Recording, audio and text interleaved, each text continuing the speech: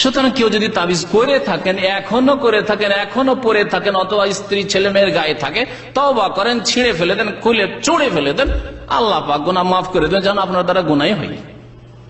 আল্লাহ পাক এখনো রাস্তা তওবার খুলে রেখেছেন। কিন্তু মত যদি চলে আসে, তাবিজ গায়ে আছে আর মত চলে আসলো, নবী সাল্লাল্লাহু আলাইহি ওয়াসাল্লামের হাদিস শুনেন, ফাইন মুত্তা ওয়া হিয়া আলাইকা, তুমি যদি এই অবস্থায় মরে যাও যে তোমার গায়ে তাবিজ আছে, তোমার বিবির গায়ে তাবিজ, তোমার ছেলে মেয়ের গায়ে তাবিজ, তোমার আম বাগানের তাবিজ, লিচুর গাছের তাবিজ, কাঁঠাল গাছের তাবিজ, ওই অবস্থায় যদি মরে যাও, মা আফলাহ তাবাদা, কোনদিন তুমি রেহাই পাবে না, মুক্তি পাবে না।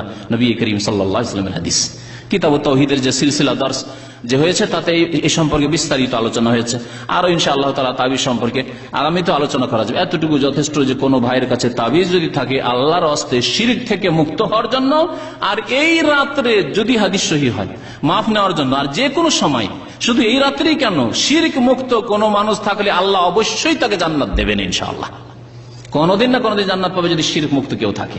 আর তাবিজ নিয়ে মরবেন, মা আফলাহ তাবাদা, কোনদিন রেহাই পাবেন না, মুক্তি পাবেন না। নবী করিম সাল্লাল্লাহু আলাইহি ওয়াসাল্লামের হাদিস।